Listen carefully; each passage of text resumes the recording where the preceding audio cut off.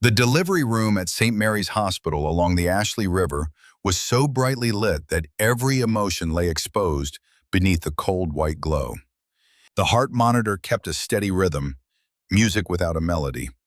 The sharp scent of antiseptic washed through the air, clean to the point of cruelty.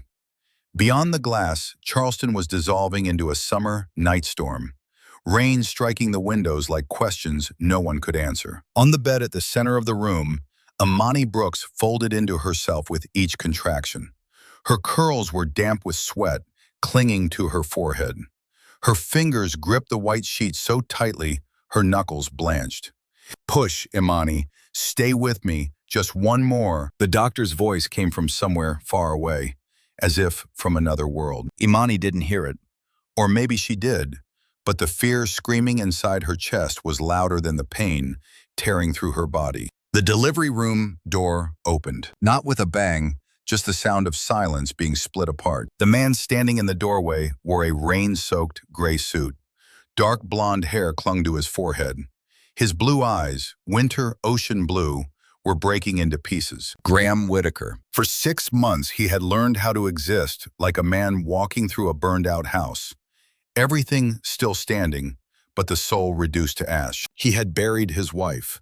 He had stood before a coffin that was never opened. He had signed a death certificate with the shaking hands of a man whose future had been taken from him. And now, she was here, alive, breathing, fighting to bring their child into the world. Graham didn't move at first. He stood there as if a single step would turn this into smoke. Imani opened her eyes. Through the blinding light and the unfamiliar faces, she saw him. The world stopped. No machines, no rain, no pain. Just their eyes, colliding like two timelines that had finally found their way back to each other. Graham.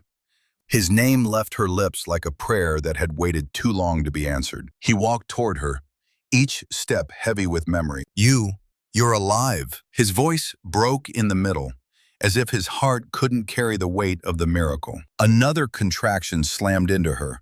Imani cried out, her hands searching for his, finding it, clutching like someone drowning reaching for the last piece of wood. But what froze Graham wasn't her pain. It was the bruises circling her wrist, the half-healed cut beneath her collarbone, the fear still living in the depths of the woman he loved. Imani pulled him closer, her breath thin, her voice barely a thread. "Celeste." And the name fell between them like a blade. Did this. Across the room, a nurse stilled. Out in the hallway, a metal cart struck the wall, the sound echoing cold. In that instant, Graham understood. Tonight wasn't just a resurrection. It was the truth rising. His hand tightened around hers, a vow forming in his bones. No one touches you again. No one. A newborn's cry broke through the air, fragile, defiant, like a small flame refusing to be extinguished. Their child, the miracle someone had tried to erase. Imani began to sob. Graham lowered his forehead to hers, his tears falling onto her skin, warm, real enough to hurt. If this moment just made your heart skip a beat, if you're holding your breath the way they are, stay with this story. Because some kinds of love don't just survive the fire, they become the light that exposes the truth. And tell me where you're watching from tonight, because from every corner of the world, we're standing in this room together, witnessing a woman return from the dead, and a promise that's about to burn every lie to the ground. Imani squeezed his hand again, weak but unwavering. "Don't let her see me." Graham's eyes darkened, steel beneath water. The door behind him shifted open. A figure stood in the hallway, familiar high heels, and a voice, soft, almost a whisper. "She's not supposed to be alive." 6 months earlier, Charleston moved in a slower rhythm, like a city that believed nothing truly tragic could happen beneath its pastel facades and salt-soft air. Morning light used to arrive through the tall windows of the Whitaker house in long, golden sheets, slipping across the hardwood floors and climbing the walls until it reached the bed where Imani always woke first. She liked those few quiet minutes before Graham opened his eyes. That was when he looked youngest, when the weight of the ports, the contracts, the ships moving across 3 oceans hadn't yet settled into the lines of his shoulders. when his hand, even in sleep, searched for her waist with a certainty that made the word forever feel less like a promise and more like a fact. Their home stood just far enough from the historic district to escape the noise, but close enough that church bells still drifted through the air on Sunday mornings. The porch faced a narrow stretch of water where shrimp boats moved like slow, thoughtful animals. And every evening the sky turned a shade of blue so deep it almost hurt to look at. Imani used to stand there barefoot, one hand wrapped around a mug of coffee, the other resting absently against her stomach. Long before she knew there was a life growing inside her, Graham would come up behind her, still in his shirt sleeves, his tie hanging loose around his neck, and press his mouth to the curve of her shoulder. 5 more minutes, he would murmur, as if the world could be negotiated down to that. 5 more minutes of her. He loved her without hesitation. Not in grand gestures, though there were plenty of those.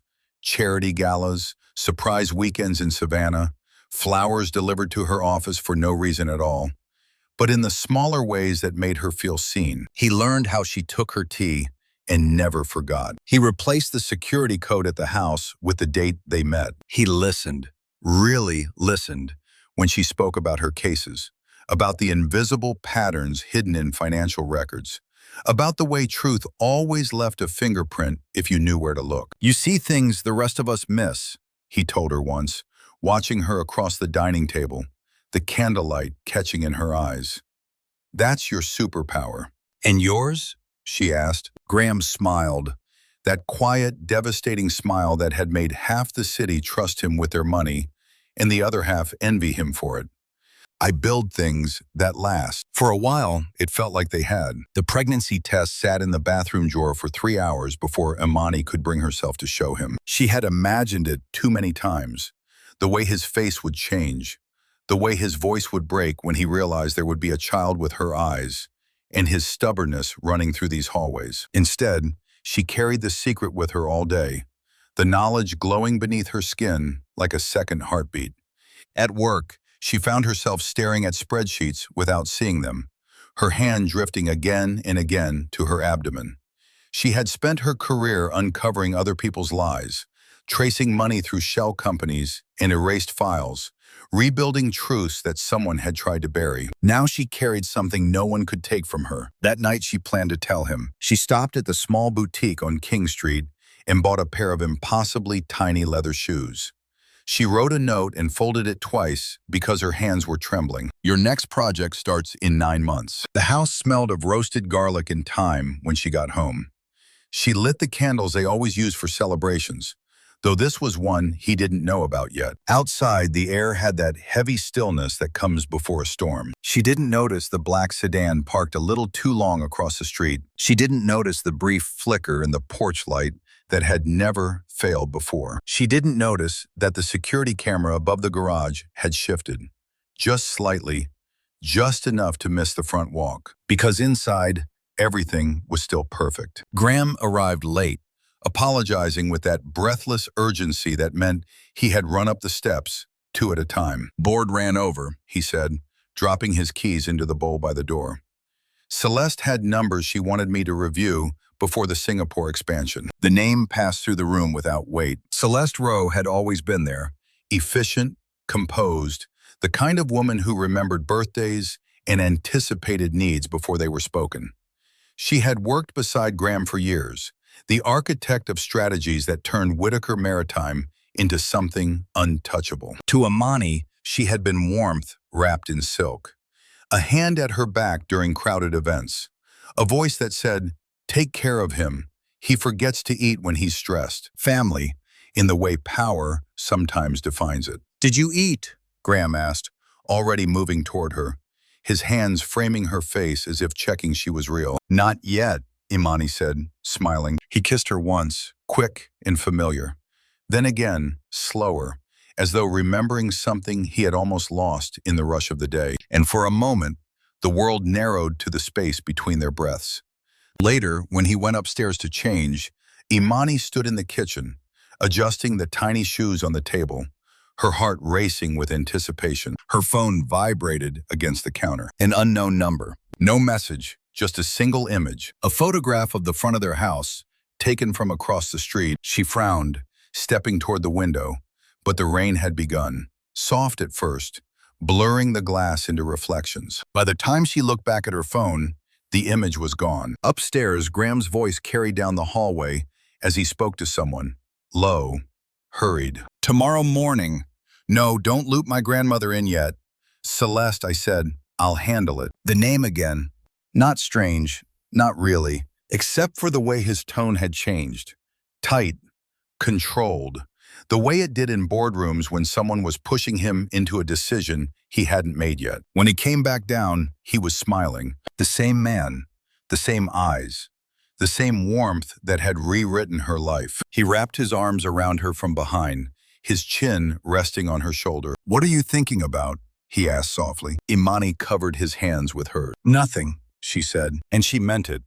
Because in a house filled with light, with a child growing quietly inside her, with the man she loved breathing against her neck, the idea that anything could be wrong felt impossible. Outside, the rain began to fall harder, washing the street clean. Across the road, the black sedan pulled away without its headlights. Upstairs, unseen, the security system reset itself. One camera still angled just a fraction too far to the left. Inside, on the dining table, the tiny leather shoes waited in the candlelight. Perfect. Untouched. And already marked by a fracture no one had yet learned how to see. After that night, nothing changed. That was the most dangerous part. Charleston continued to wake in soft pastels and salt air. The shrimp boats still traced their slow paths across the water at dawn. Graham still kissed her before he left for work, one hand cupping the back of her neck, as if anchoring himself to her warmth before stepping into a world made of steel and decisions.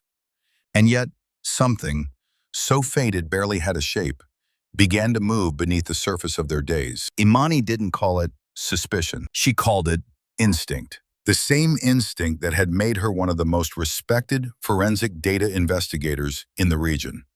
The same quiet awareness that had once led her to a missing transaction hidden inside a philanthropic foundation's accounts, to a shell company disguised as a scholarship fund, to truths that powerful men had buried beneath layers of polite lies. Truth always left a pattern, even when it tried to look like love. It started with Graham's phone. Not that he hid it. Graham had never been the kind of man who shielded his life from her.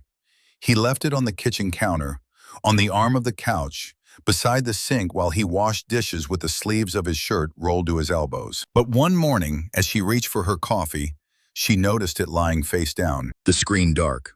A small thing. So small, she almost smiled at herself for noticing. Later that afternoon, she saw it again, this time on the dining table, placed carefully, deliberately, as if the position mattered. When it vibrated, Graham crossed the room too quickly to pick it up. "Singapore," he said, without her asking.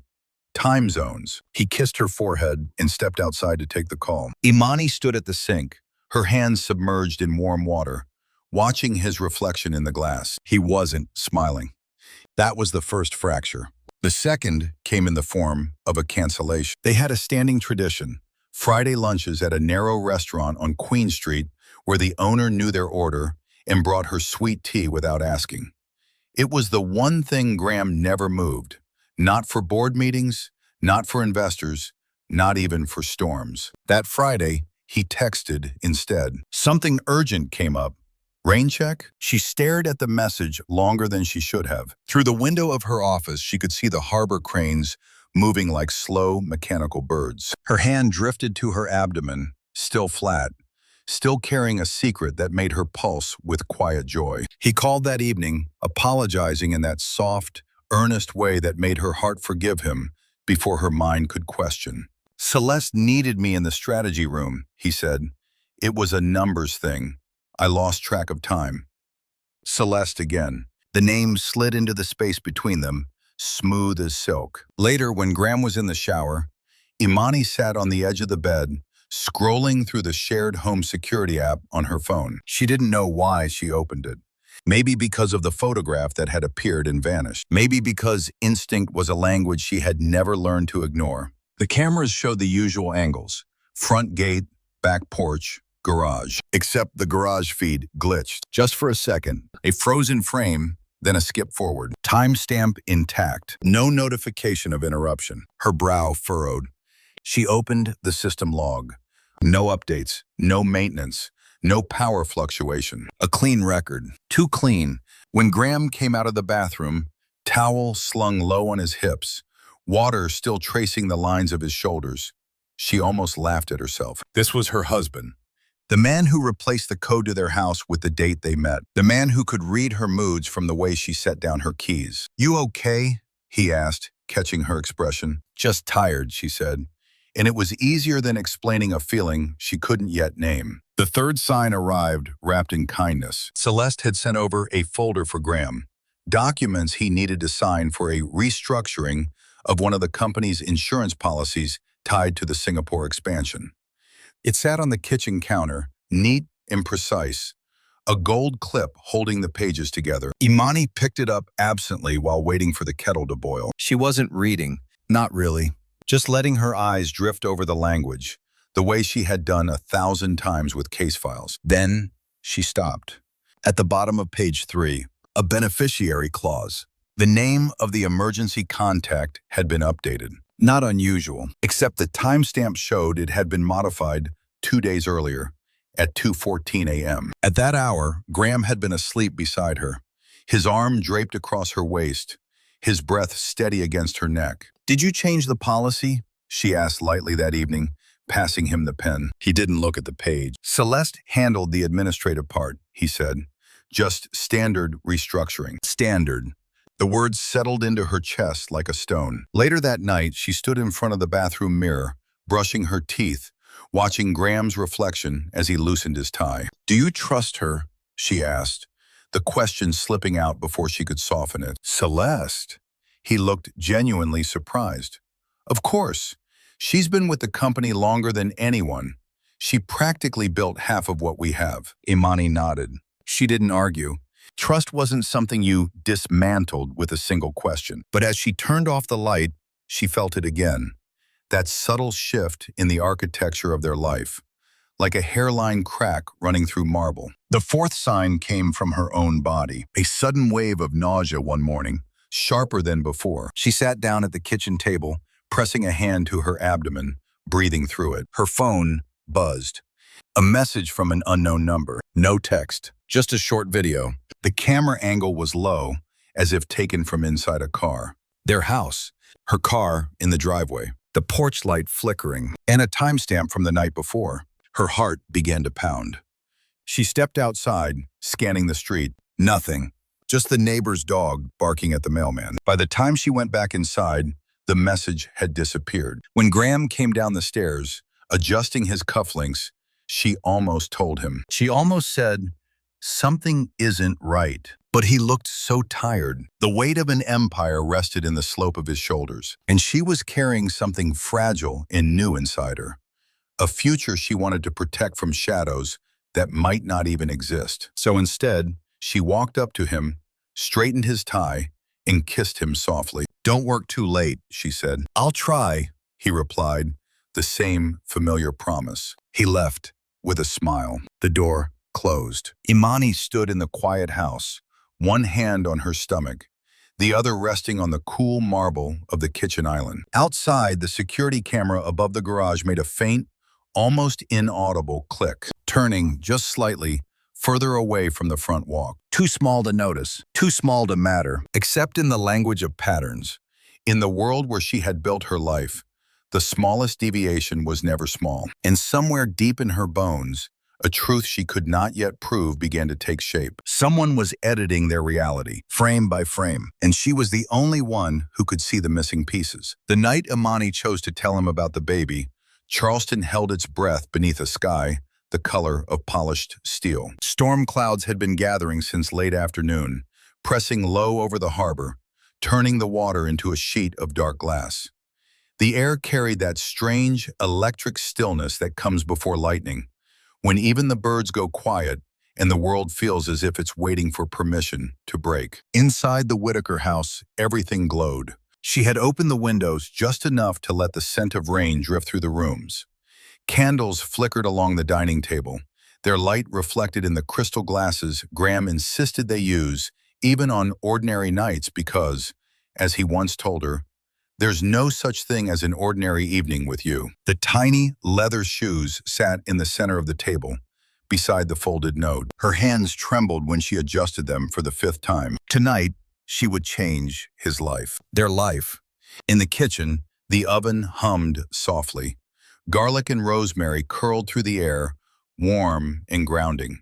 She moved between the counter and the stove with a kind of floating grace, one hand resting unconsciously against her abdomen, as if already shielding the secret there. Her phone lay on the marble island, dark and silent. For once, there were no unknown messages, no flickers from the security feed, no fractures, just the quiet, fragile perfection of a woman about to give her husband the most beautiful word in the world. Father. Headlights swept briefly across the front windows. Her heart leapt.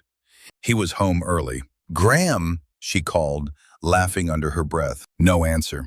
Only the low roll of thunder in the distance. She stepped toward the hallway, wiping her hands on a linen towel. That was when she heard it. A metallic click. Not loud, not dramatic, just wrong. It came from somewhere behind her, near the stove. Imani turned, frowning. The flame beneath the pot had changed. It wasn't the steady blue she knew, the one she had adjusted 1,000 times. It flickered, sharp, hungry, edged with orange. A thin, unfamiliar smell slipped into the air. Not gas, something sweeter, something chemical. Her pulse stuttered. She reached for the knob to turn the burner off, and the world exploded. Heat roared upward in a violent bloom of light. The sound came a fraction of a second later, a deep, concussive "hoomph" that knocked the breath from her lungs and sent the cabinet doors flying open like startled birds. Flames leapt along the curtains as if they had been waiting for this moment. Too fast, too precise. Fire didn't move like this. Not in a kitchen that had been inspected twice in the past year. Not in a house built with every modern safeguard money could buy. Imani stumbled backward, her mind already racing ahead of her fear. Accelerant. The word flashed through her with the clarity of instinct. Someone had fed this. Graham, she screamed, though she knew he wasn't inside. Smoke surged across the ceiling, thick and black, folding downward in suffocating waves. Her eyes burned. She dropped low, one arm wrapped instinctively around her abdomen. Protect the baby. The thought was not a decision. It was a command written into her bones. She grabbed a dish towel, turned on the sink, pressed the wet fabric over her mouth. The back door. If she could reach the back, another blast of heat cut her off. The hallway was already a tunnel of flame. The speed was wrong. Everything about this was wrong. Her gaze darted across the room, searching for an exit, for oxygen, for anything that made sense. That was when she saw it. Through the haze, beyond the shattered glass of the side door, a figure standing in the narrow space between the house and the hedges, still watching. For a moment she thought it was a trick of the smoke, a shape conjured by panic. Then lightning flashed outside. White light tore through the darkness, and in that instant, the world sharpened. A woman, perfectly composed, hair untouched by the rain, a pale hand lifted to her face, not in shock, not in fear, in satisfaction. And on that hand, a pair of white medical gloves. The sight was so surreal, so out of place against the chaos, that Imani's mind refused to name her, refused to connect the elegant silhouette to the voice that had stood beside her at galas, that had once adjusted the clasp of her necklace and said, "You're exactly what he needed." Another crash sounded from the front of the house. The door. A familiar voice, raw and breaking through the storm. "Imani! Imani! I'm here!" Graham. He was outside. She tried to shout back, but the smoke tore the sound from her throat. The ceiling groaned above her, beams cracking like bone. The figure beyond the glass didn't move, just watched. Then, as if sensing Imani's gaze, she tilted her head slightly, a gesture of acknowledgement, of completion. Imani crawled toward the back door, every breath a battle. Her vision blurred at the edges. The floor burned beneath her palms. She reached for the handle. Arms closed around her from behind. Not in rescue, in restraint, a cloth pressed over her mouth and nose. sharp with chemicals that cut through the smoke and straight into her bloodstream. She fought. God, she fought. Her nails tore into skin, her body twisting with a strength she didn't know she possessed. But the drug was faster than her will. The last thing she saw as the world tilted into darkness was the kitchen, the candles still burning on the table, the tiny leather shoes waiting in the golden light. And beyond the collapsing wall of flame, Graham's shadow against the front windows, pounding, screaming her name. Outside, the storm finally broke. Rain fell in sheets, hissing against the fire as if trying to undo what had already been decided. And in the narrow space between the hedges, the woman removed her gloves, peeling them off with slow, careful precision, before stepping back into the darkness, leaving behind a house that burned too clean, too completely, for it to ever be called an accident. The morning after the fire, Charleston looked indecently beautiful. Sunlight spilled across the harbor as if nothing had happened. Church bells rang in the distance. A breeze moved through the palmetto trees with the same soft, indifferent grace it had carried the day before. But the Whitaker house stood blackened and hollow at its center, the windows blown out like sightless eyes. The porch railing collapsed into a charred skeleton. Yellow tape fluttered in the wind. Graham stood on the sidewalk and did not move. They had wrapped a blanket around his shoulders sometime before dawn, but it had slipped down to his elbows. Ash clung to his hair, to his hands, to the knees of the trousers he had dropped to the ground in when the firefighters dragged him away from the front door. He didn't remember falling. He only remembered the sound of the roof giving in. And the moment the heat had forced him back, his body still straining forward, his voice tearing itself apart on her name, Imani. He said it again now, though no one could hear him. A paramedic spoke nearby, explaining something about structural instability and the danger of re-entry. A police officer asked a question about the gas line. Graham heard none of it. He was staring at the place where their dining room had been, where the candles had stood, where she had been. A firefighter approached him at last, helmet tucked under his arm, his expression carrying the solemn professionalism of someone who had delivered this sentence too many times. "We're still going through the debris," he said gently. "It'll take time." Time. The word had never felt so cruel. Graham nodded once, because there was nothing else to do. Behind him, a hand came to rest on his back. Celeste. She was wrapped in a dark coat, her hair pulled into its usual sleek knot, her face pale with what everyone else would have called grief. "I'm so sorry," she said softly. Her voice was the same one that had stood beside him in boardrooms, that had spoken in calm, measured tones during negotiations worth hundreds of millions of dollars. Now it trembled. "Just enough. They'll find her," she continued, her hand pressing slightly between his shoulder blades, as if holding him upright. "You have to be strong." Strong. The words shattered against him like glass. "I was there," he said hoarsely. "I heard her." Celeste's grip tightened. "The firefighters said the flames moved too fast," she murmured. "They said no one could have survived that. No one."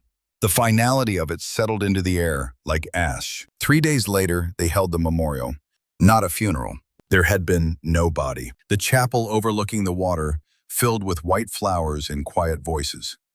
People came in dark suits and subdued dresses, speaking in low tones about tragedy and fate and how deeply she had been loved. They spoke about her brilliance, about the cases she had solved, about the way she had walked into a room and made it feel sharper, clearer, more honest. They spoke about Graham too, about his strength, his loss, his unimaginable grief. He stood beside the photograph of her that had been enlarged and framed.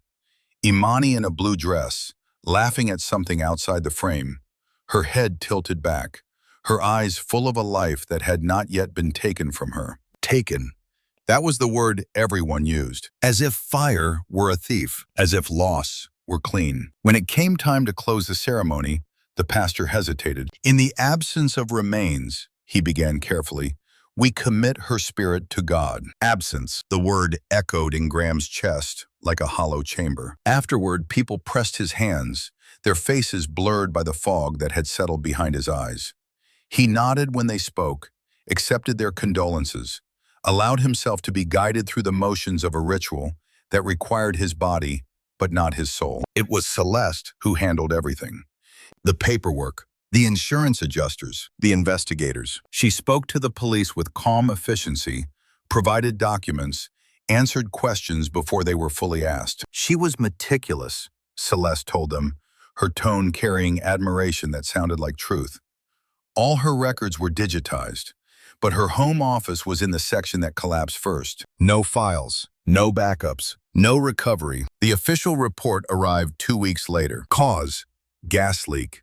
Accidental ignition. Total structural loss. Fatality presumed. Presumed. The words sat at the bottom of the page like a stain. Graham signed where they told him to sign. He didn't read the rest. He moved through his days in a kind of controlled ruin, returning to the office because the alternative was the house that no longer existed. Sitting at the head of the boardroom table while numbers were projected onto the wall, and voices discussed expansion strategies as if the world had not ended. At night, he returned to the temporary apartment Celeste had arranged for him, a place so immaculate it felt like a hotel room no one had ever lived in. He kept Imani's photograph in his wallet. He took it out before he slept, his thumb tracing the line of her jaw, the curve of her mouth. "I'm sorry," he whispered to the image every night. "I should have been faster. I should have," but there was no end to the sentence. Only the echo of flames, only the absence. It was his grandmother who refused the finality. She arrived one afternoon without calling, her silver hair pulled back in the severe style she had worn since Graham was a child, her cane striking the marble floor of his office with a sharp, impatient rhythm. "They didn't find her," she said without preamble. He closed his eyes. "Grandmother, they didn't find her," she repeated, placing a thin folder on his desk. "No remains, no dental confirmation, no DNA. It was a fire," he said, his voice breaking despite his effort to keep it steady. There was nothing left. She leaned forward, her gaze fierce. "I have buried a husband and a son," she said quietly. "I know what ashes look like. And I know what reports look like when they are written to close a case, not to tell the truth." He looked at the folder. Inside were copies of the official documents, highlight lines, timestamps, a notation about the absence of hospital intake for any victim matching Imani's description on the night of the fire. "That's because she never made it out," Graham said, though the words felt thin even as he spoke them. His grandmother's eyes softened. "Or," she said, "because someone made sure there was no record if she did. No body, no record." The two phrases began to circle each other in his mind like slow, inevitable planets. That night, for the first time since the fire, Graham opened the digital archive of Imani's work, the cases she had solved, the patterns she had uncovered. He stared at the screen for a long time before he realized his hands were shaking. Truth always left a pattern. She had told him that once, her eyes bright with the certainty of it. He closed the file, shut down the computer, because to follow that thought, to allow it to take shape, would mean accepting something he did not yet know how to survive. That the woman he had buried without a body had not been erased by fire. She had been erased by design. Grief rearranged a man quietly. It did not always break him in public. It did not always demand tears. Sometimes it simply hollowed him out and left behind a version of himself that functioned, efficient, polite, composed, while the center where love had once lived turned into a room no one entered anymore. That was the version of Graham Whitaker who returned to Whitaker Maritime. His suits were darker now. His voice had lost its warmth, settling into something cool and precise that made board members sit straighter and junior executives fall silent when he entered a room. He worked longer hours, spoke in shorter sentences, and signed documents with the mechanical focus of a man who no longer believed in tomorrow. Charleston called it resilience. Celeste called it healing. She was always there before he arrived, and always the last to leave. His office door would already be open, the morning brief arranged on his desk, his coffee prepared exactly the way Imani used to make it. 2 sugars, a splash of cream, stirred counterclockwise. The first time he noticed, he almost said her name, Imani. But it wasn't her hand that had done this. It was Celeste, standing beside the window, tablet in hand, her expression soft with a concern so carefully measured it never crossed into intrusion. "You have a call with Singapore in 20 minutes, she would say gently, "and I moved the insurance meeting to Thursday. You looked exhausted yesterday." Exhausted. He always was. "You should eat something," she added once, placing a plate on the corner of his desk. He hadn't realized until that moment that he had stopped remembering to eat. "I can't have you collapsing on me," she said with a faint smile, as if the words were a joke, as if the phrase "on me" meant nothing. She became the quiet architecture of his days, the one who intercepted calls when he could not bear to speak, the one who answered questions before they reached him, the one who sat beside him in meetings, her calm voice translating his silence into decisions the board could accept. "She knows how you think," one of the directors remarked approvingly. "You're lucky to have her." Lucky. The word passed through him without resistance. At night, when the apartment felt too clean, too temporary, too devoid of the life that had once been theirs, Celeste would call. "Have you eaten?" she would ask. Sometimes he had. Often, he hadn't. She would arrive anyway, not with flowers or sympathy, but with food from the restaurant on Queen Street they had once visited together. Before. She never mentioned that. She set the containers on the table, moved through the kitchen as if she had always belonged there, her movements efficient and unassuming. "You don't have to talk," she told him the first time he tried to apologize for his silence.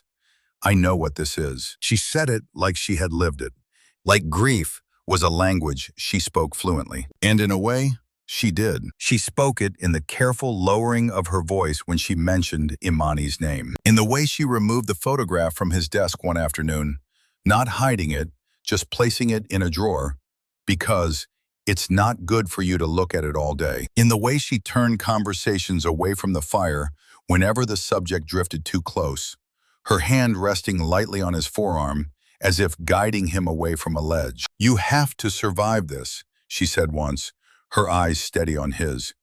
She would have wanted that. Would have, past tense, final. He nodded, because arguing required energy he no longer possessed. What he did not see, what no one saw, was how systematically the world around him was being rearranged. His grandmother's calls began to be redirected. "She gets confused," Celeste explained with gentle regret. "She called the Singapore office at 3 in the morning yesterday. I told the assistant to filter her through me first so she doesn't overwhelm you." Overwhelm. The word made it sound like protection. When his grandmother arrived unannounced at the office and demanded to see him, Celeste met her in the reception area, her posture respectful but unyielding. "He's in a critical meeting," she said. "He can't be disturbed." "He needs to hear what I have to say," the older woman insisted, her cane striking the floor with sharp emphasis. Celeste's smile did not falter. "And he will," she replied softly, "when he's strong enough." Later, she repeated the encounter to Graham with a careful mixture of concern and apology. "She's grieving too," she said, "but she's not thinking clearly. She keeps insisting there were no remains, that the report doesn't make sense." Graham closed his eyes. "I can't do this again," he said, his voice raw with exhaustion. "I know," Celeste answered, her hand resting briefly over his. "You don't have to. I'll handle it." Handle it. Two words that became a refrain. She handled the press inquiries. She handled the legal follow-ups. She handled the insurance restructuring, the beneficiary updates, the temporary power of attorney forms that allowed her to sign in his place when he wasn't up to it. "You trust me, don't you?"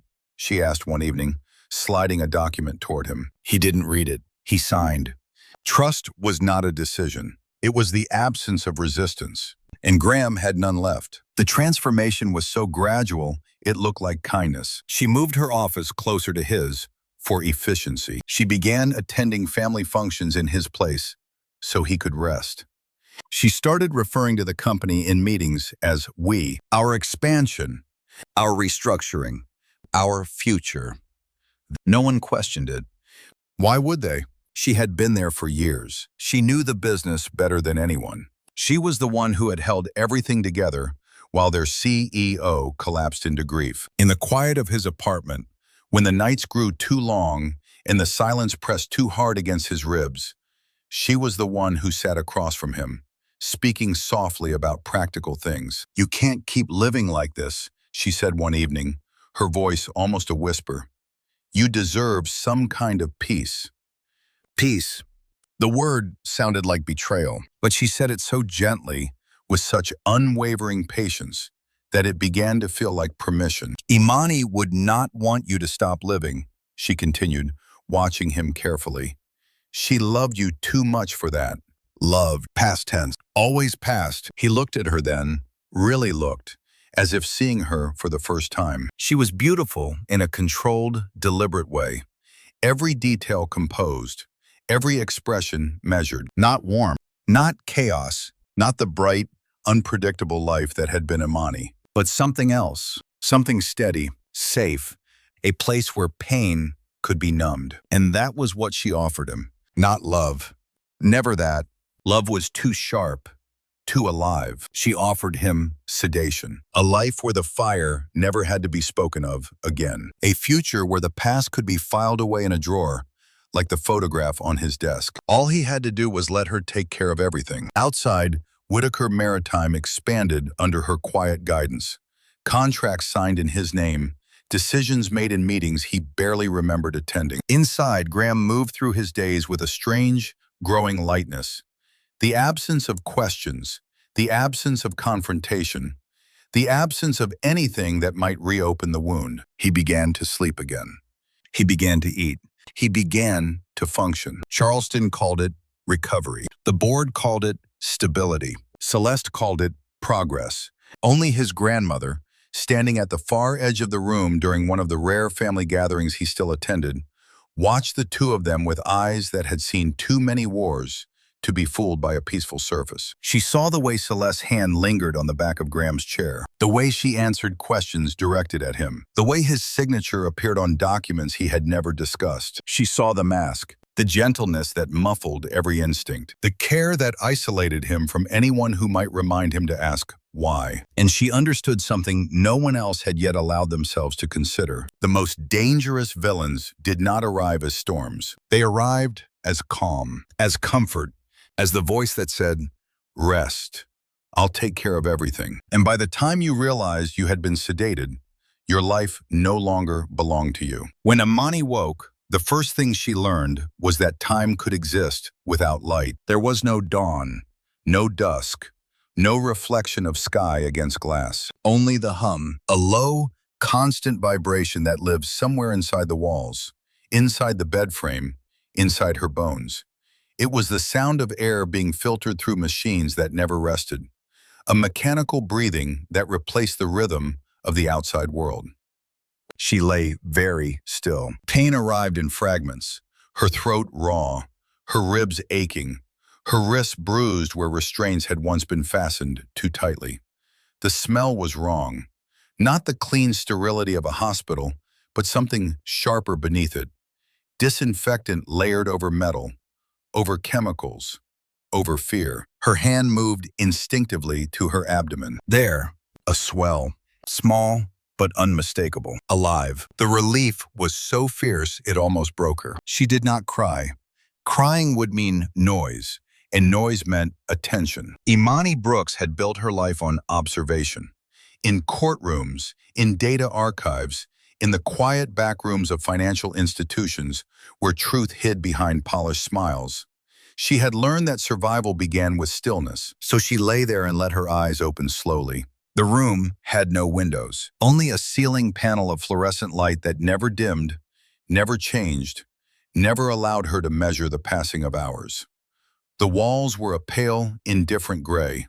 A camera sat in the corner, its red dot glowing with patient vigilance. An IV line fed into her arm. She followed it with her gaze to a clear bag that dripped at a steady, unhurried pace. Sedation. Not enough to keep her unconscious, just enough to soften her, to make her slow. Footsteps came and went outside the door at irregular intervals. Sometimes one person, sometimes two.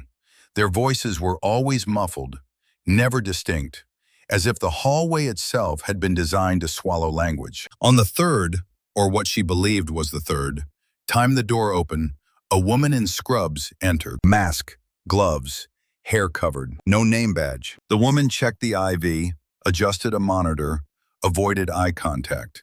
"How long?" Imani asked, her voice cracking from disuse. The woman paused. For a moment, something human flickered in her eyes. Then it was gone. "You need to rest," she said, and left. Rest. The word had become a command. Imani closed her eyes again, not in obedience but in calculation. She counted breaths, counted the seconds between the hum of the machine's shifting pitch, counted the footsteps in the hallway, the weight of them, the cadence. One guard with a limp, another who dragged his heels slightly when he turned. She counted the moments between the IV bag being changed. Truth lived in patterns. She had taught Graham that once, laughing over dinner. Now it was the only thing keeping her from dissolving into terror. The first time she heard Celeste's name, she did not move. Two voices outside the door. Male, careless, shipment clears Friday. And her? A pause. Celeste wants it done before the birth. No complications. Birth. The word struck her like a physical blow. Imani's hand tightened over her abdomen, her body curling instinctively around the life inside her. Her. Not a patient. Not a person. An obstacle. She pressed her lips together to keep the sound from escaping. Celeste. The name moved through her memory like a blade through silk. The elegant dinners, the soft hand at the small of her back, the voice that had once told her, "You make him better." She had watched the house burn. Imani had seen her. That was the truth no report would ever record. After that, the fear changed. It was no longer the wild, shapeless terror of a woman who didn't understand what had happened. It became focused, sharp, a direction. She began to eat. That was her first act of rebellion. The food was brought at irregular intervals. Plastic trays slid through a narrow opening near the floor. She forced herself to swallow everything, even when nausea rolled through her, even when her body wanted to reject it. Strength was not optional. Strength was escape. She stopped asking questions, stopped looking at the camera. She let her eyelids droop when the door opened, her breathing slow and shallow, the picture of compliance. Inside, she mapped the room, the screws in the bed frame, the placement of the electrical outlet. The moment each shift changed, when the footsteps outside became heavier, then lighter, when a new voice replaced the old, she memorized the sound of keys. She memorized the smell of each person who entered. One wore a citrus cologne. Another carried the faint scent of cigarettes beneath the antiseptic. She memorized the rhythm of her child's movements, the small flutters that arrived like coded messages. Still here, still here. On what she believed was the 9th day, a contraction gripped. Not pain, not yet. Just a tightening, a warning. Time had stopped being abstract. Time had become a deadline. That night, if it was night, the IV bag ran dry. No one came immediately to change it. Imani lay still, her pulse loud in her ears, watching the door. The hallway was quiet. For the first time since she had woken, the hum of the ventilation system faltered. Just slightly, a tremor in the constant sound. A shift change. The pattern she had been waiting for. Her hand moved to the tape securing the IV. She peeled it back slowly, slowly, wincing as the adhesive pulled at her skin. A drop of blood welled where the needle entered her vein. She didn't flinch. Pain was information. Pain meant she was awake. When the needle slid free, she pressed the sheet against her arm, her breath coming in controlled bursts. She swung her legs over the side of the bed. The floor was cold. Her body swayed, weakness rushing up like a tide. She held onto the bed frame until the room stopped tilting. Across from her, the camera's red light blinked once, then went dark. Not broken, not disabled, just off. For a scheduled maintenance cycle she had counted down to without knowing she was counting. The door remained closed. The hallway remained silent. Imani stood in the center of the windowless room, one hand on her abdomen, the other braced against the wall. "You're not taking my child," she whispered, not to Celeste, not to the guards, but to the fear that had tried to sedate her into disappearance. For the first time since the fire, she allowed herself to imagine Graham, not as he had been in the flames, reaching for her through smoke, but as he would be if he knew. The way his eyes would harden, the way his voice would drop into that quiet register that meant the world was about to move. He believed she was dead.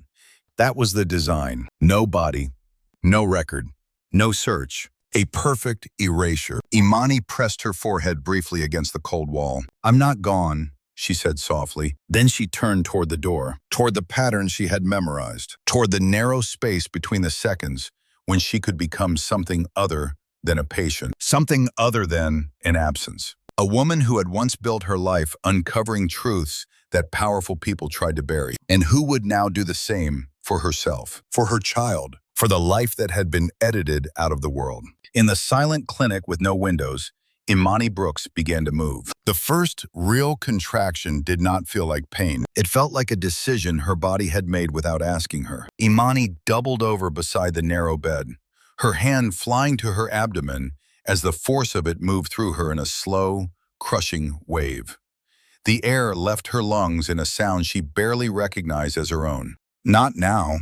The words formed silently against her teeth. "Not here." For weeks, months perhaps, time had dissolved into light that never dimmed. She had prepared for this moment with the cold precision of a woman who survived by turning fear into strategy. She had mapped footsteps, memorized keys, studied the rhythm of indifference in the people who believed she had already been erased. But she had not planned for this, for her child choosing this exact night to arrive. Another contraction seized her, sharper, undeniable. Imani pressed her forehead to the wall, breathing the way she had once taught witnesses in courtrooms when they trembled on the stand. In, hold, out. "You're not being born here," she whispered to the life inside her. "Not in this place." The IV line lay on the floor where she had pulled it free. Blood had dried in a dark crescent against her skin. Her hospital gown clung to her back, damp with sweat. The camera remained dark. The hallway remained silent. The pattern held. She moved. Each step felt as though it had to be negotiated with her body. Weakness swayed through her, the aftermath of sedatives and starvation.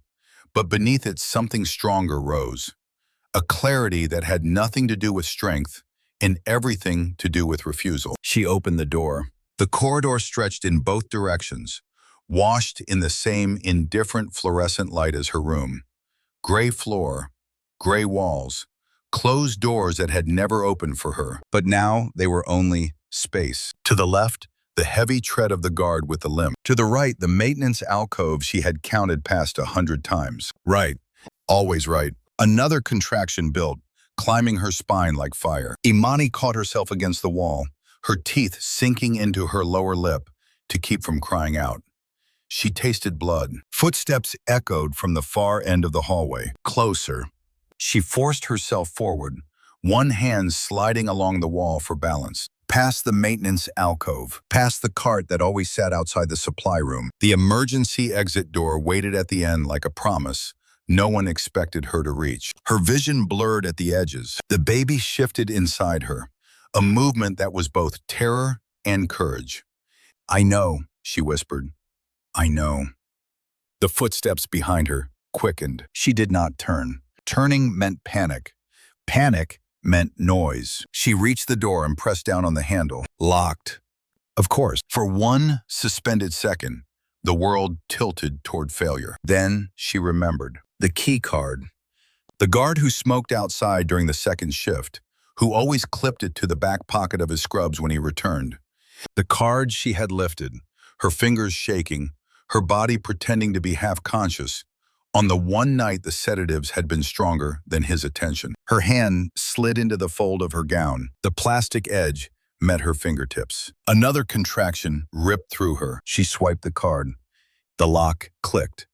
A sound so small, it almost didn't exist. The door opened into darkness, into air, into rain. It hit her face like a baptism, cold, violent, alive. For a moment she stood there, swaying on the threshold, the world too vast after the windowless confinement. The sky above her was a roiling black, split by lightning that illuminated the parking lot in stark white flashes. Cars, chain-link fence, a security camera turning slowly on its mechanical neck. Freedom was not gentle. It was a sprint. Imani stepped into the storm. The pavement was slick beneath her bare feet. Rain soaked through the thin fabric of her gown in seconds, plastering it to her skin, turning her into a shadow moving through water. Another contraction bent her in half. She cried out this time, the sound torn from her by the force of it. No one heard. Thunder swallowed everything. She crossed the parking lot, keeping to the edges where the lights were weakest. Every flash of lightning was a threat, every shadow a possible witness. Her body wanted to stop, to lie down, to let the pain carry her somewhere she didn't have to fight. But in her mind, she saw Graham as he had stood in the doorway of the delivery room, rain in his hair, his eyes breaking open when he saw her alive. She had not reached him yet, but she would. The chain-link fence loomed ahead. Locked gate. No time. Imani moved along it, her fingers trailing over the cold metal until she found the section she had memorized from the sliver of view she'd had through the hallway window during the one day they moved her for tests. A place where the ground dipped, where the fence didn't quite meet the earth. She dropped to her knees in the mud. Another contraction. This one longer, stronger. Her body pushing. Not yet, she gasped, her hands clawing at the wet soil. Please, just give me time. She forced herself forward, flattening against the ground, dragging her body beneath the narrow gap. The wire caught in her gown, tearing the fabric, scratching her back. Then she was through. On the other side of the fence, the road stretched away into darkness. No sidewalks, no streetlights, only the storm and the distant glow of the city she had once called home. Charleston, somewhere beyond the trees, somewhere beyond the pain. She began to walk. Each step, a negotiation between agony and will. Rain streamed into her eyes, into her mouth. Her hair clung to her face. Her breath came in broken bursts, timed to the rhythm of her contractions. Cars passed once, twice, headlights slicing through the storm. She turned her face away, hiding in the shadows, her heart hammering. If they stopped, if anyone recognized her, she did not let the thought finish. The hospital sign appeared the way hope does. Suddenly, impossibly, at the end of a road you weren't sure would lead anywhere. Blue letters glowing through the rain. Emergency, Imani sobbed.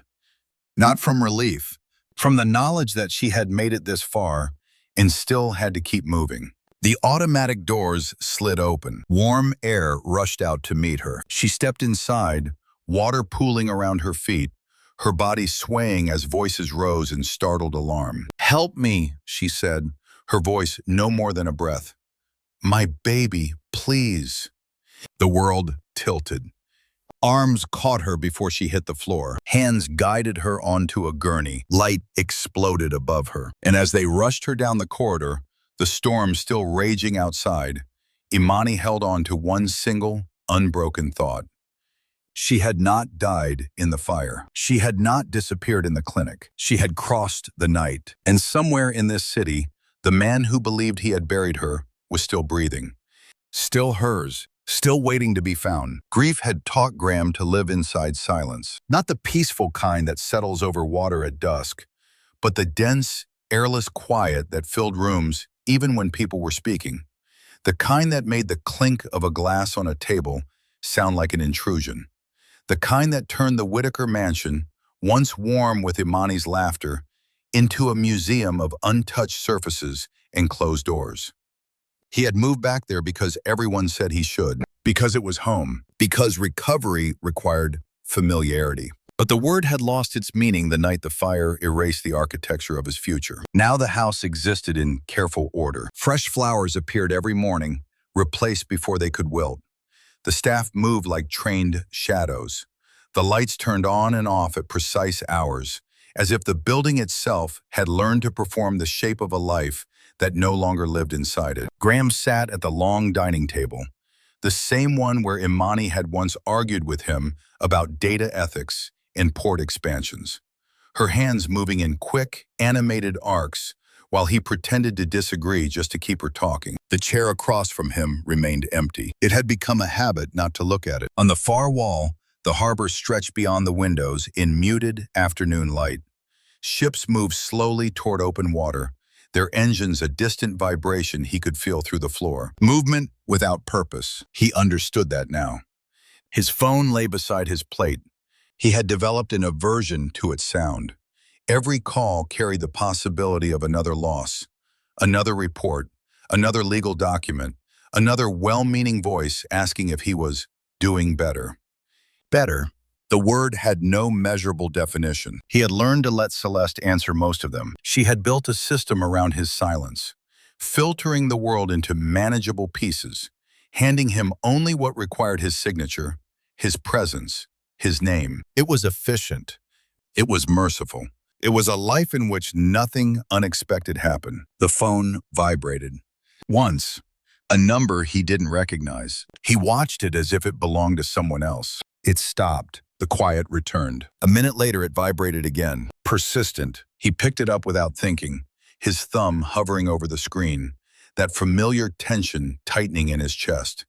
The reflex of a man who had learned that the worst news always arrived without warning. Mr. Whitaker? The voice was female, controlled, professional, but threaded with something that didn't belong in routine calls. Yes, this is St. Mary's Hospital. You're listed as an emergency contact. His breath stopped. Hospitals were where people went to die. Hospitals were where he had identified his father's body. Hospitals were where his grandmother had sat through endless tests after the winter she nearly didn't survive. Hospitals were where the fire had sent him that night, his hands blistered, his throat raw from smoke, waiting for news that never came. I think you have the wrong... he began. There's a patient who arrived without identification, the nurse continued. Your number was the only one in the system connected to her records. Her. The word struck something deep and buried. He stood without realizing he had done so, the chair scraping against the floor behind him. What's the name? He asked, his voice suddenly unfamiliar to his own ears. A pause. We can't discuss details over the phone, she said carefully. But you need to come immediately. The world narrowed to a single point. What happened? He demanded, the old authority in his tone breaking through months of absence. Is she alive? Another pause. The nurse inhaled, and when she spoke again, her voice had changed, softer, as if she were stepping into territory she didn't fully understand. She's in active labor. Labor, the word, meant nothing. And everything. The room tilted. His hand tightened around the phone until his knuckles went white. That's not possible, he said, more to himself than to her. There's no one. But even as he spoke, something began to move inside him. Not hope. Hope was too fragile. This was something more violent. A pulse. A recognition that didn't belong to logic. A memory of Imani standing on the porch at dawn, one hand resting absently against her stomach, smiling at nothing. He had never asked why. I'll be there, he said, and the words came out as a command, not a promise. He didn't remember leaving the dining room. He didn't remember crossing the foyer, the staff calling his name, the sound of his grandmother's cane striking the marble as she emerged from the library. He only remembered Celeste's voice behind him. Graham, what is it? He didn't turn. I have to go, he said, already moving. Where? Her tone was gentle, concerned, the same careful modulation she had used for months. St. Mary's. The name hung in the air. For the first time since the fire, something like tension entered her voice. Is it your grandmother? I can call ahead. No. The word came out sharper than he intended. He reached the door, his hand already on the handle. I'll handle it. Handle it.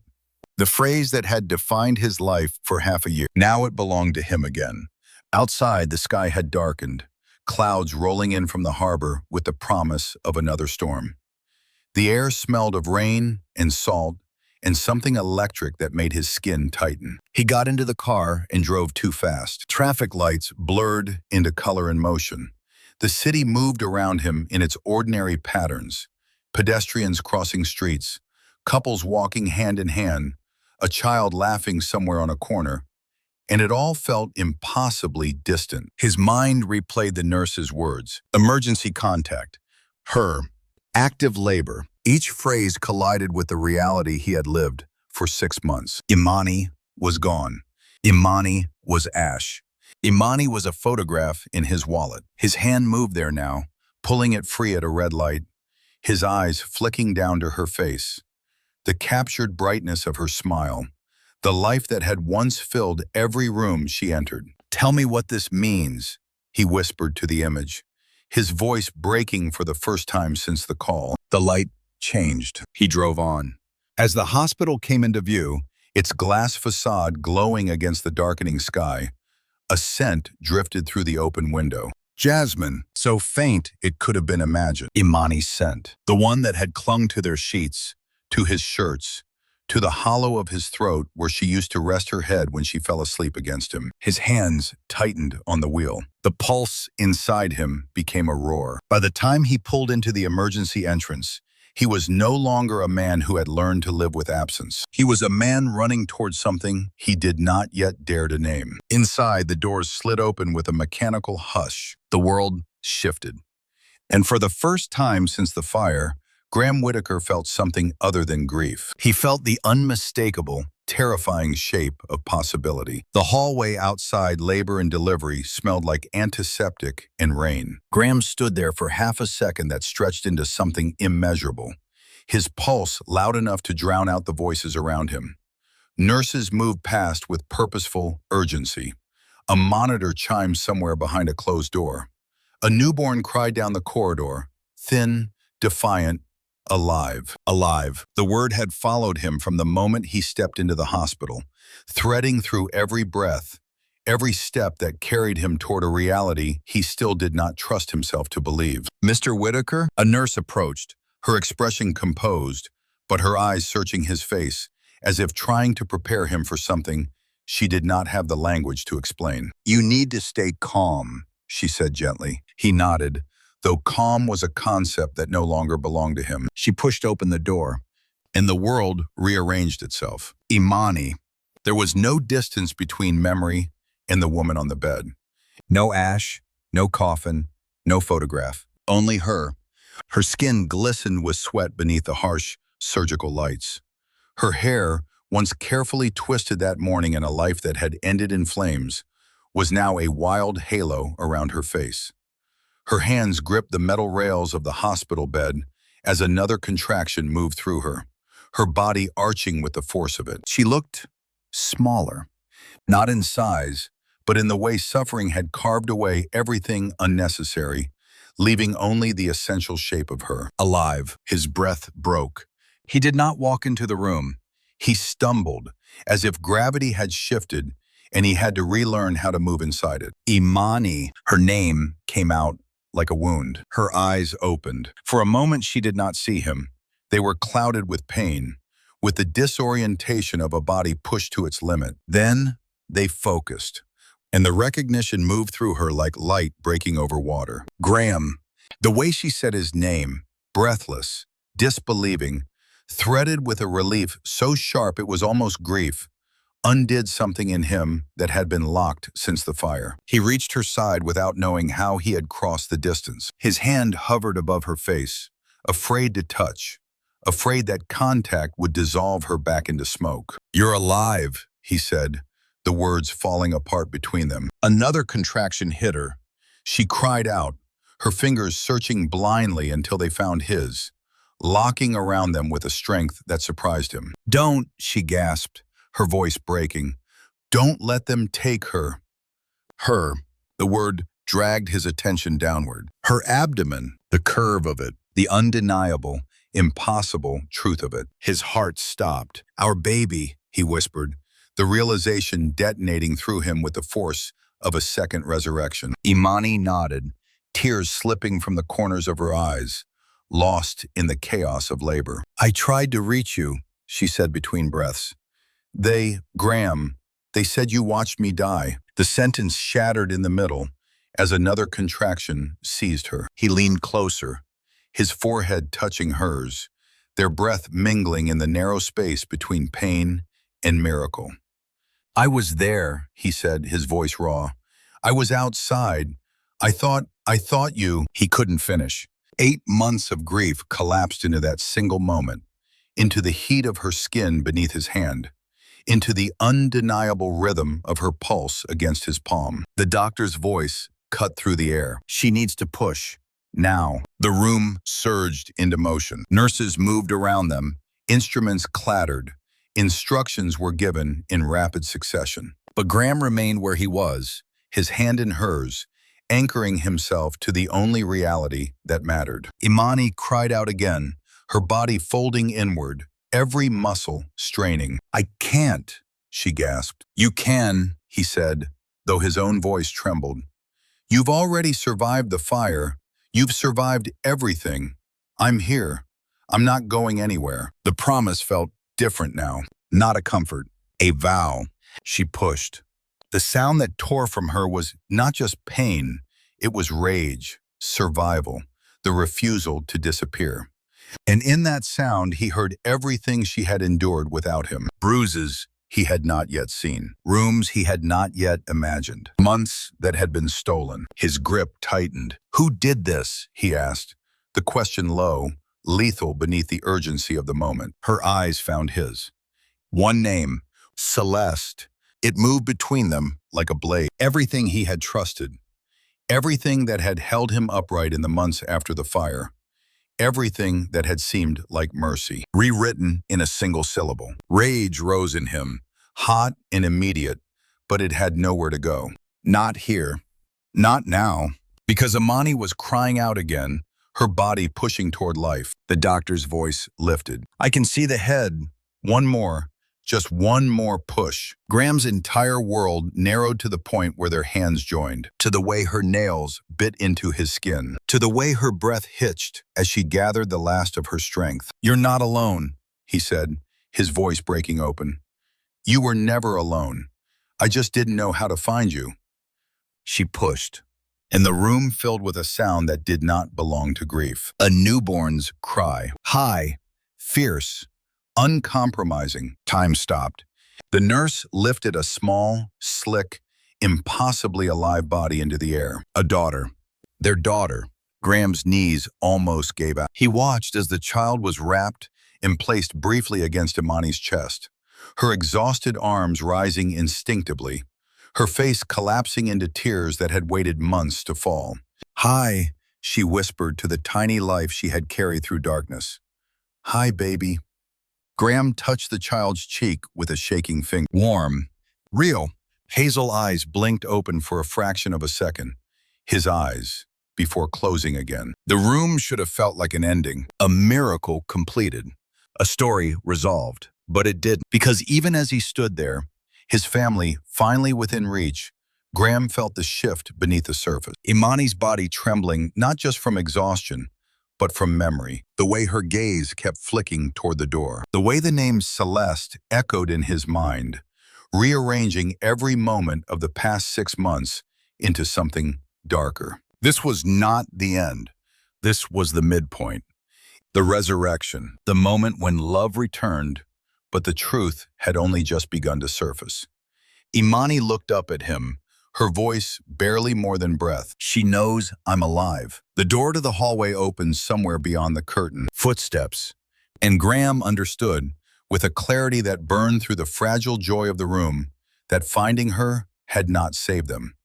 It had started a war. Dawn did not arrive all at once. It moved slowly across the hospital room in a pale ribbon of gold, slipping through the narrow gap in the curtains and laying itself gently across the floor as if it were careful not to disturb what had been rebuilt there during the night. Imani slept at last. Not the drugged, restless unconsciousness of the clinic.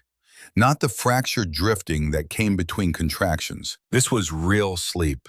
Deep, heavy, the kind that follows survival. Their daughter lay in the bassinet beside her, swaddled in a blanket that was too large for her, her tiny mouth opening and closing in the soft rhythm of new life.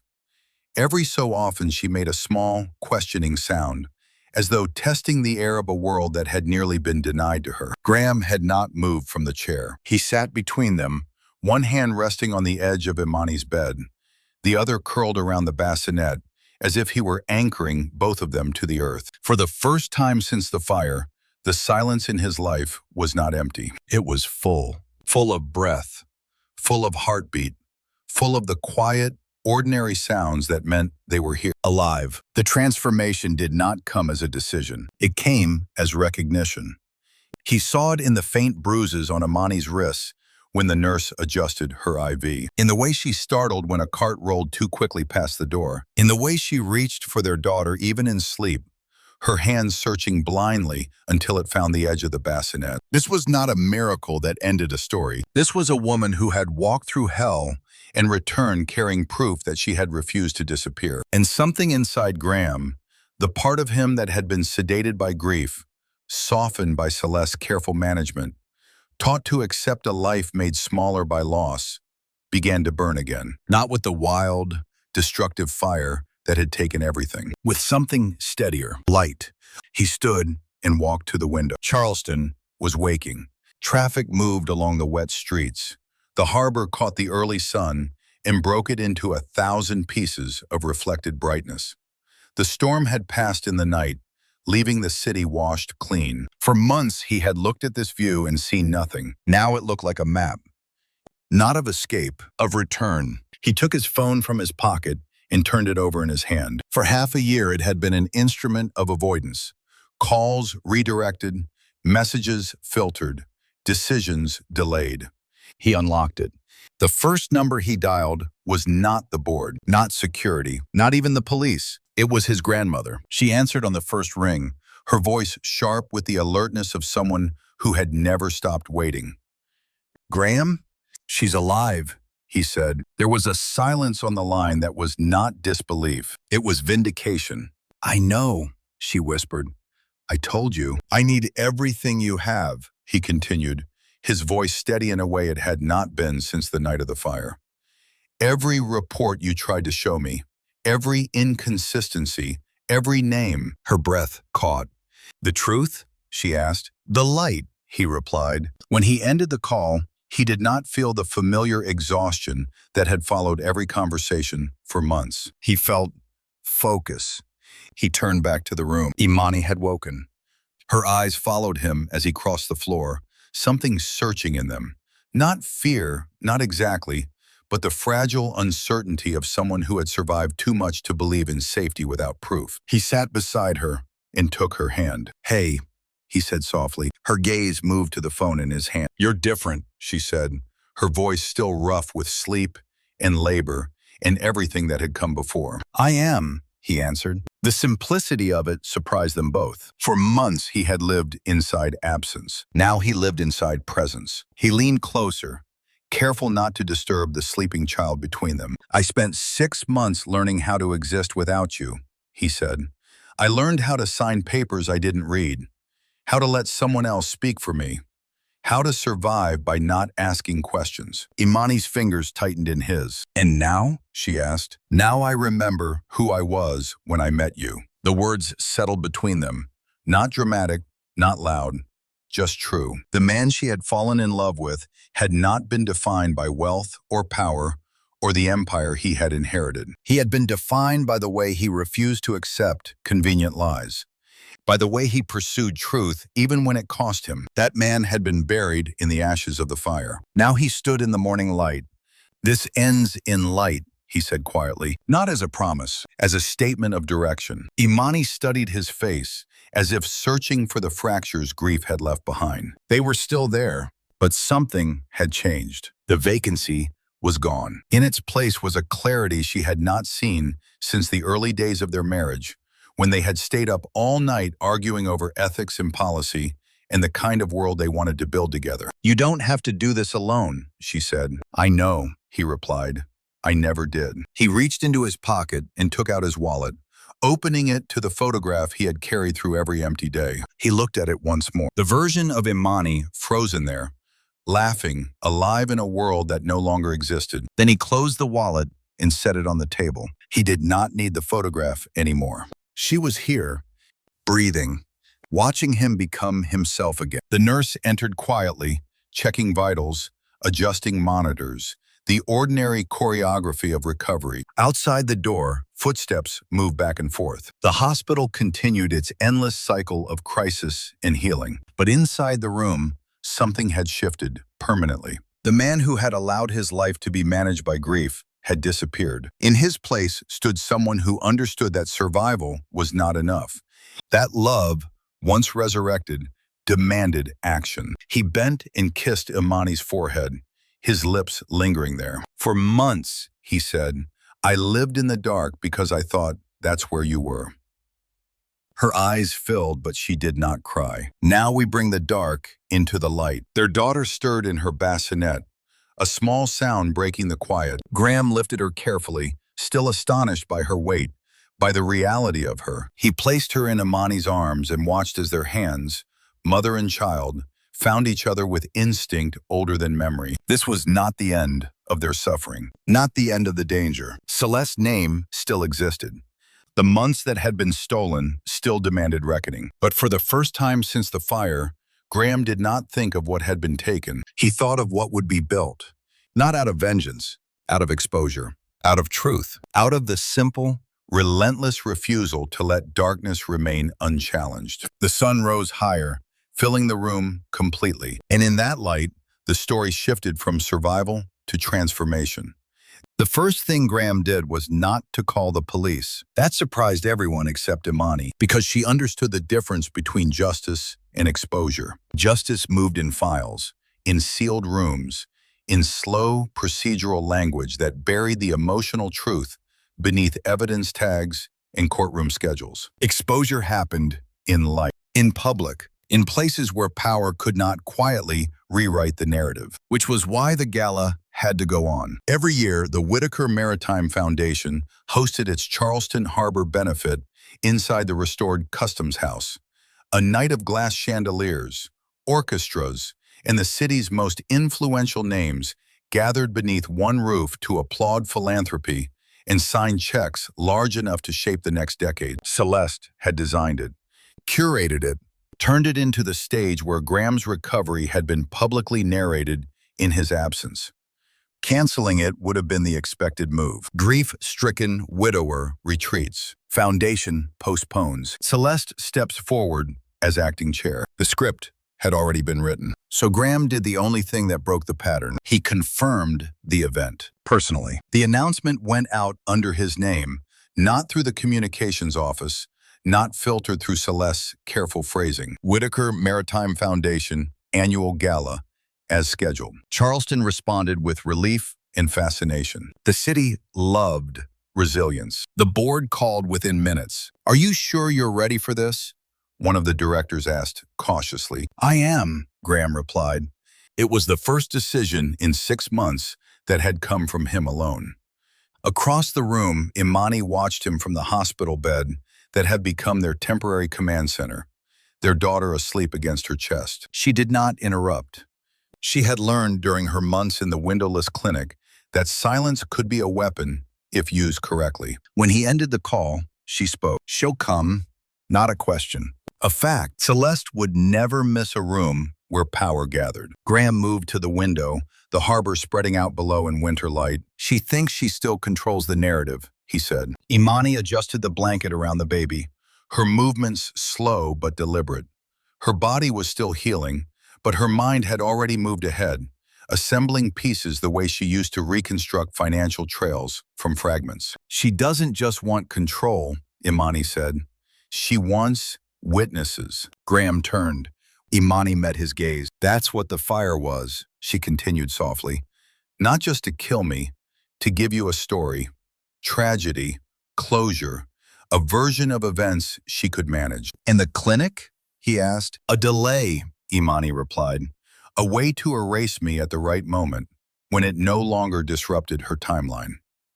The realization settled into the room like a cold current. This had never been chaos. It had been choreography, which meant the response had to be the same. Not emotional, precise. They began with the records. His grandmother arrived that afternoon, her cane striking the hospital floor with a rhythm that carried more strength than any boardroom speech. She brought boxes, insurance documents, internal memos, the original fire report, the amended version filed 2 weeks later. Inconsistencies, signatures that didn't match, security footage that ended 12 minutes before the explosion. Your communications were rerouted through her office, the old woman said, her voice steady with vindication. Every external request, every internal approval. Imani listened, absorbing each detail, her fingers tracing invisible connections in the air, as if she could see the structure of the lie forming above them. She didn't just isolate you, Imani said to Graham. She replaced you. By evening, the hospital room had transformed completely. 2 attorneys sat near the foot of the bed, their voices low and efficient. A digital forensic specialist worked at a temporary workstation, reconstructing deleted server logs. A private investigator mapped Celeste's shell companies on the screen, lines of ownership branching like veins. It would have been overwhelming if it had been about revenge, but it wasn't. It was about restoring authorship, taking the story back. The gala program, Imani said suddenly. Graham looked up. She always closes the night with the foundation speech, he realized. Because that's where the narrative lives, Imani replied. That's where she becomes indispensable. He picked up his phone again. This time the call went to the event director. We're making a change, he said. I'll be delivering the closing address. There was a pause. Of course, the director replied, startled. Should we update the printed? No, Graham said. Across the room, Imani smiled faintly. Celeste would walk into that ballroom, expecting the same script, the same stage, the same authority. The trap was not in confronting her. It was in letting her step into the room, believing she was still in control. Night fell over the harbor, the city lights scattering across the water like broken glass. Graham moved to the side of the bed and sat beside Imani, careful of the sleeping child between them. Are you afraid? He asked. She considered the question. Yes, she said. Not for herself, for the timing, for the precision required, for the moment when truth would no longer be containable. She'll try to move before the gala, Graham said. She won't, Imani replied. Not if she believes she's already won. He studied her face. The months in captivity had not made her harder. They had made her exact. This was the woman who had once dismantled a multinational fraud case with nothing but transaction timestamps and patience. This was the woman Celeste had tried to erase. She doesn't know you're alive, Graham said. Imani's gaze moved to their daughter. Not yet.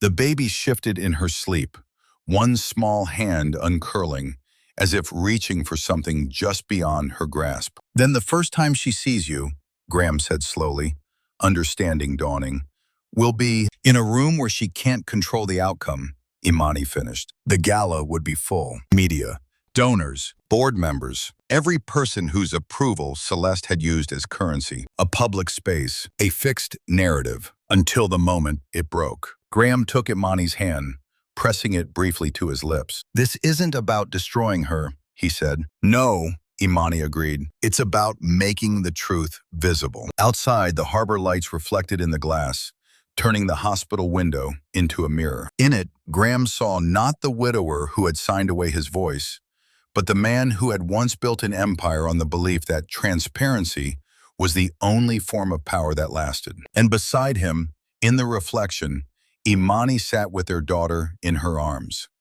A woman who had walked out of a room with no windows and returned carrying the evidence of everything Celeste had failed to erase. The gala invitations had already been sent. The stage had already been built. All that remained was to let the evening arrive exactly as planned. Because the coldest plans were the ones that required no last-minute changes. Only the courage to step into the light at the exact moment the world was watching. Savannah wore its elegance differently from Charleston. Where Charleston shimmered, Savannah lingered. Light draped itself across the historic squares in long, honey-colored ribbons, slipping through live oaks heavy with Spanish moss.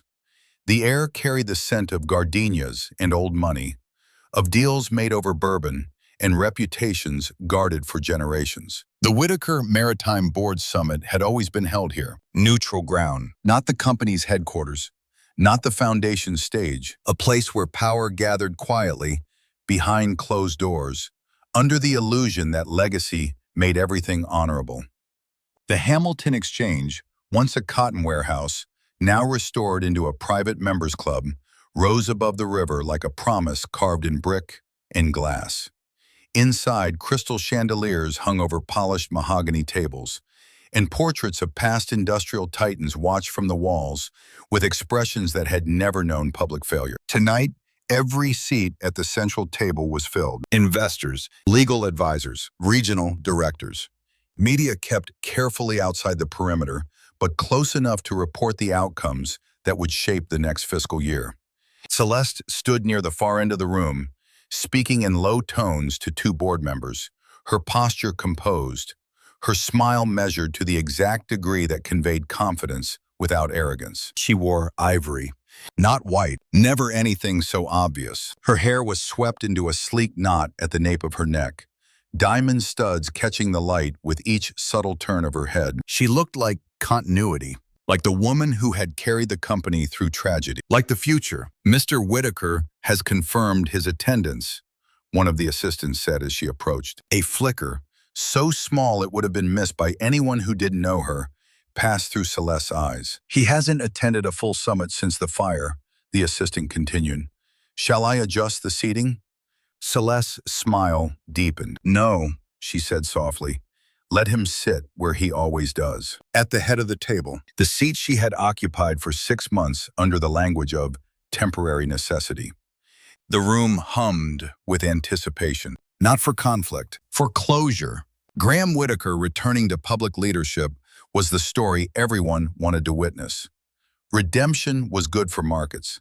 Stability was good for shareholders, and Celeste had built the narrative carefully enough that his return would appear as a natural continuation of her stewardship. The doors opened. The sound was not dramatic, just the shift of air, the quiet announcement of presence. Graham entered alone. For a moment, the room did not react. It was as if they had forgotten what he looked like when he was fully himself. He wore a charcoal suit, the cut severe and precise, the color echoing the river at dusk.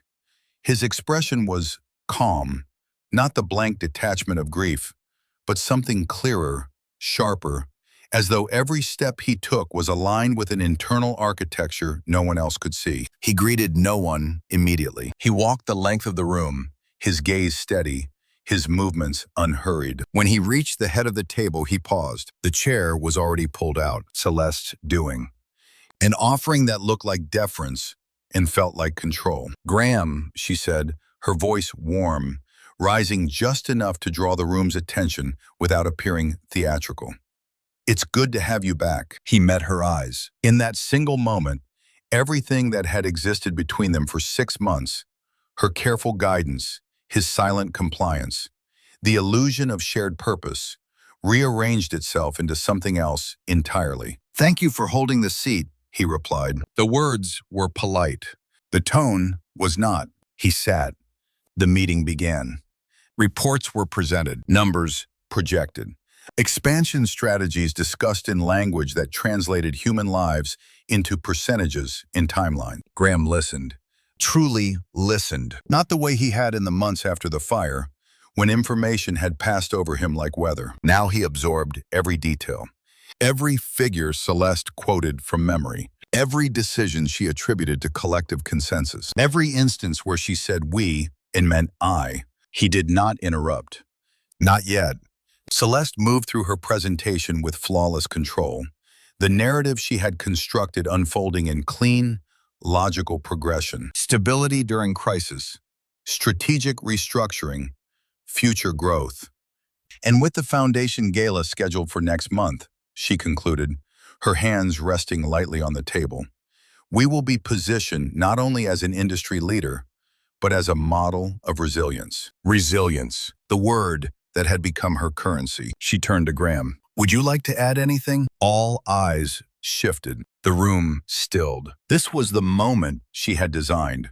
The returning CEO endorsing the version of events that placed her at the center of his survival. Graham folded his hands on the table. "I would," he said. His voice carried without effort, measured, unhurried. "I've spent the past 6 months being told a story about my own life," he continued, "about my grief, about my recovery, about the decisions made in my name. Celeste did not move. But the diamond at her ear caught the light differently, a sharper angle. And for a long time, he said, I believed that story. Because it was easier than asking why certain things didn't make sense. The room shifted.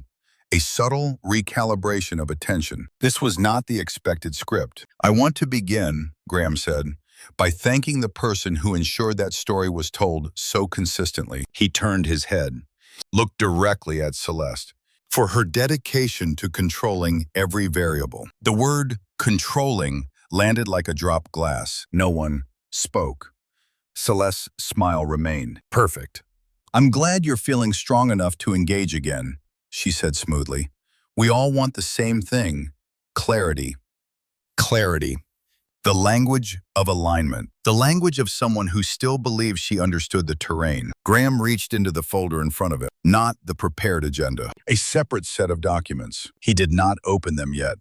He let them rest on the table between them, a physical object that altered the geometry of the room. Clarity, he repeated. Outside, beyond the tall windows, the Savannah River moved in slow, deliberate currents. Inside, the legacy portraits watched from the walls as the air changed. Because this was no longer a meeting about quarterly projections. This was the first public fracture in a narrative that had held for 6 months. And somewhere beyond the closed doors of the exchange, in a city that measured time in centuries rather than fiscal years, a woman who had been declared dead was breathing, waiting for the moment when the truth would enter the room and make control impossible. No one raised their voice.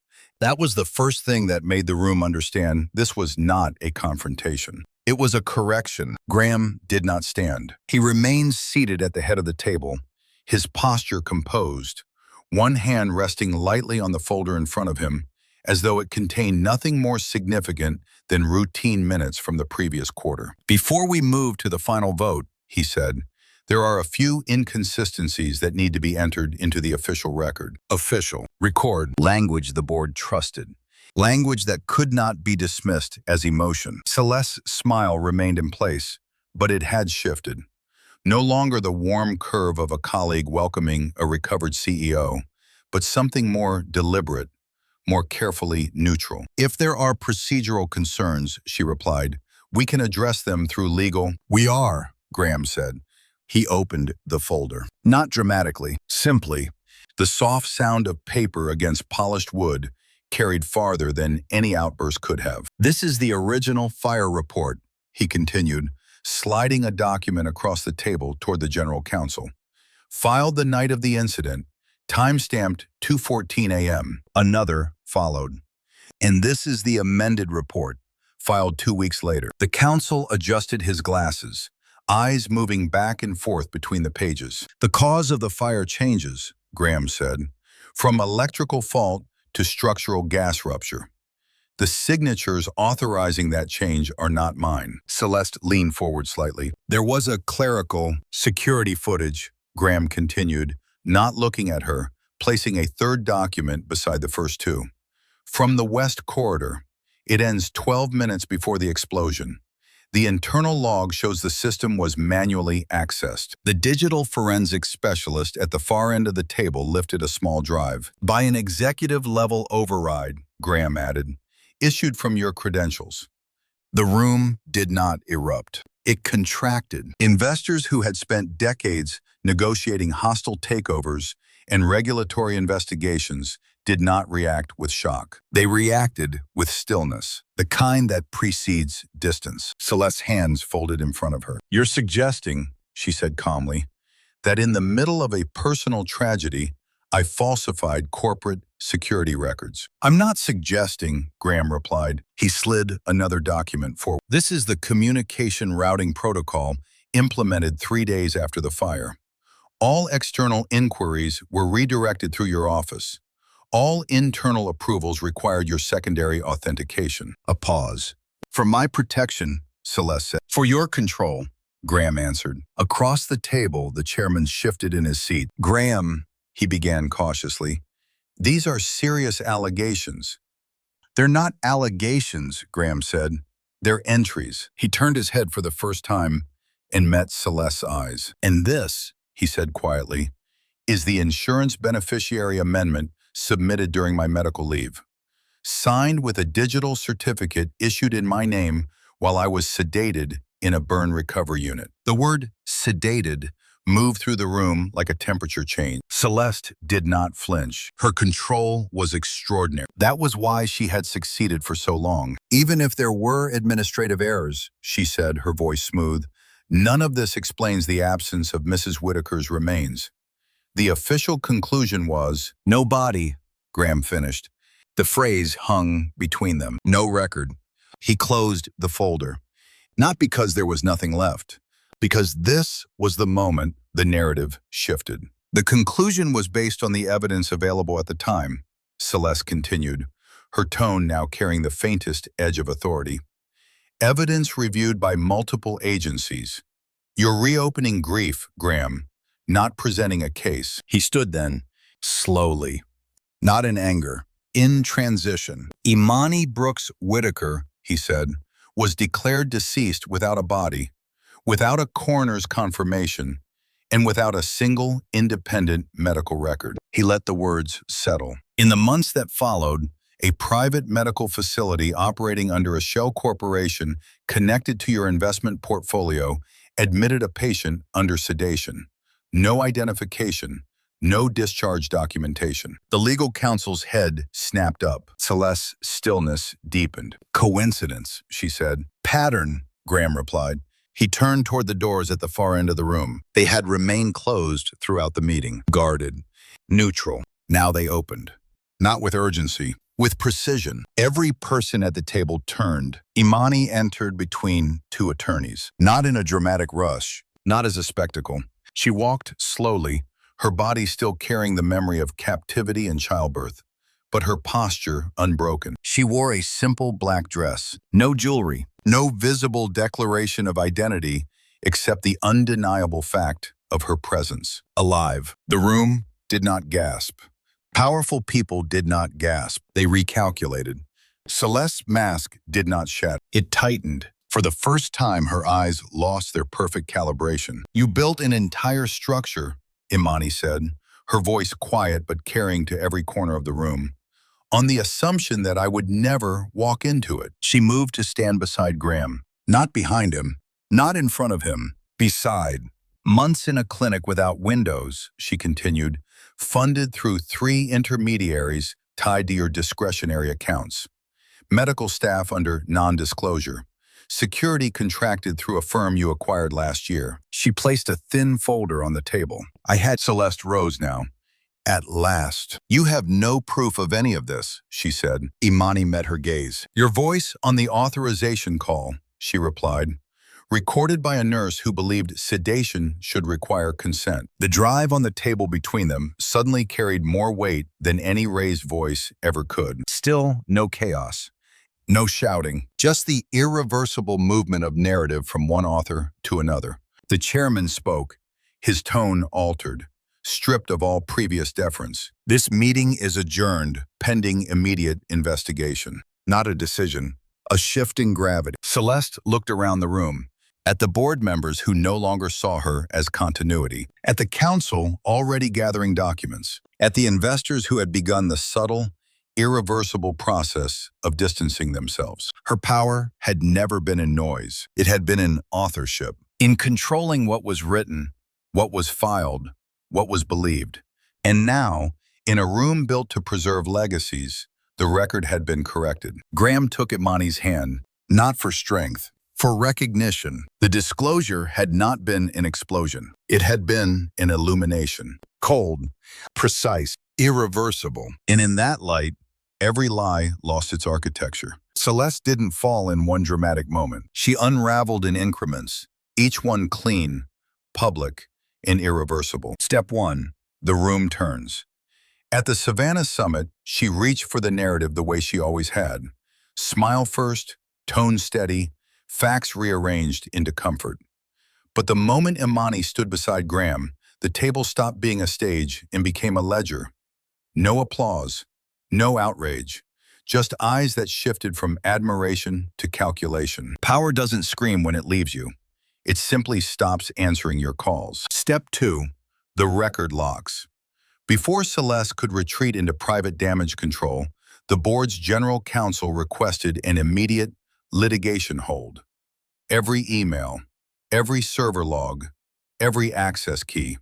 Her favorite weapon, plausible deniability, was stripped the second the company's systems froze around her like ice. Her credentials still worked, but they were being watched. Step 3. The allies disappear. The same investors who once praised her stability now asked for distance in writing.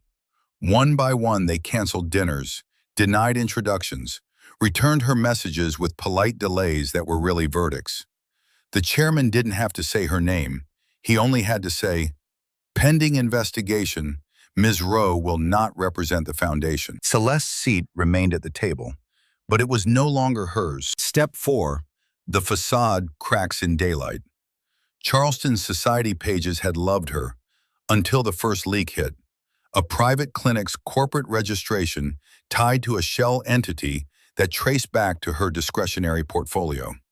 Then a second leak. The security firm on contract for Whitaker Maritime, acquired quietly, paid generously, suddenly reviewed by regulators. A week later, the hospital nurse's recorded authorization call became the kind of evidence that doesn't need dramatics.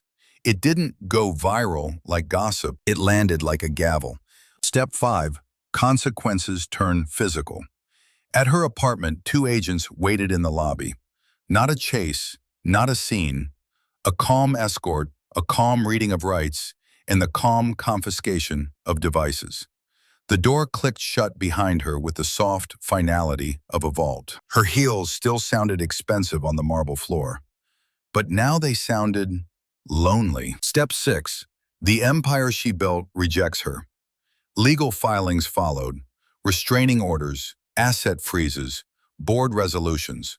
Her signature authority was revoked, her accounts reviewed, her speaking engagements postponed. Her carefully polished reputation, once a shield, became a spotlight. Because the truth didn't just accuse her, it mapped her. And then came the final payoff. Quiet, cinematic, complete. Imani didn't need to shout. She didn't need to posture. She walked into the Whitaker Maritime headquarters for the first time as someone no longer erased. The lobby still smelled like money and marble. The staff still moved with practiced elegance. But now, when they looked at her, they didn't look through her. They stepped aside. Graham stood next to her at the glass wall overlooking the harbor, ships moving in steady lines, honest in their direction. His hand found hers, not as a rescue, but as recognition. You are not a memory. You are the author. Later, the foundation announced a new initiative under Imani's name, an ethics and transparency program for corporate governance, a public commitment written in the same ink Celeste once used to forge control. Only this time, nothing was hidden. Nothing could be. Imani's daughter slept in her arms, small and warm, the living proof that even a fire couldn't finish the story. And when Imani looked up, her eyes didn't ask permission from the past. They claimed the future. If this ending hit you in the chest, if you've ever watched someone try to erase a woman and fail, then stay close. Like the story, follow the channel for the next one, and comment where you're watching from. Because some truths deserve witnesses, and some power shifts deserve to be seen.